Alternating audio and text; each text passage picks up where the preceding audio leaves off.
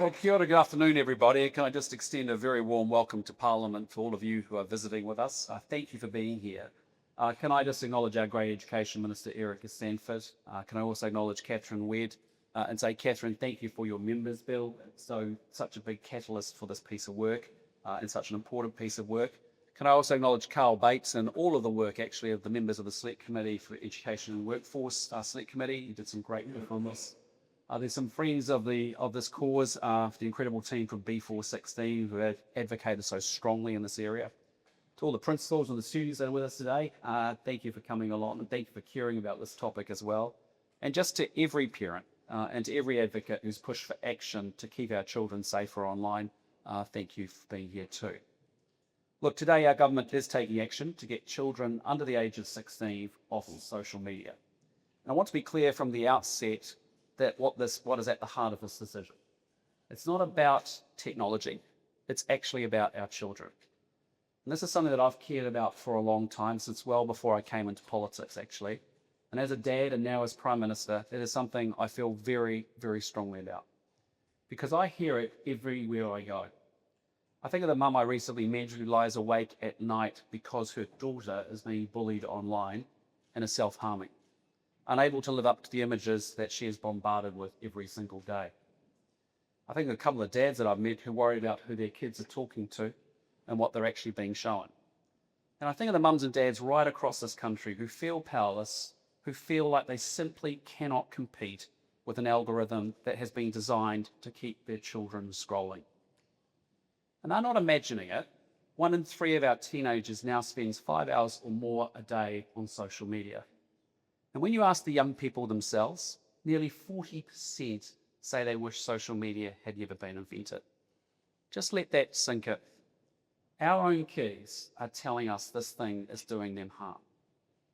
Now let me be clear about what this is also not. This is not about wrapping our kids up in cotton wool. I've always believed our children need to take risks, they need to test boundaries, they need to make mistakes, they need to feel the consequences, because that's how they grow into being resilient adults. But this is quite different. We would never knowingly let our children wander into places in the real world we know to be unsafe. We put boundaries around cars, around alcohol, around gambling, because we know children aren't yet equipped for them. And yet online, we've left them almost completely unprotected. We have, as I've said so many times, overprotected our children in the real world and underprotected them online in the virtual world. And we can no longer sit back and just wait for the big tech companies to fix this on their own. They've had years to act, and they haven't. So this government is going to stand alongside parents and act. Parents play an absolutely vital role, but they shouldn't have to carry this responsibility alone.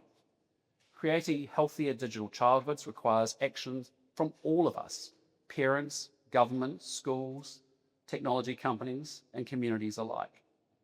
And this shouldn't be political because it's an issue that affects all of our children, regardless of who they're caring spoke for. It is time New Zealand acknowledged that for all the good social media provides us, it is not always a safe place for our young people to be, and together we can and we need to do something about it.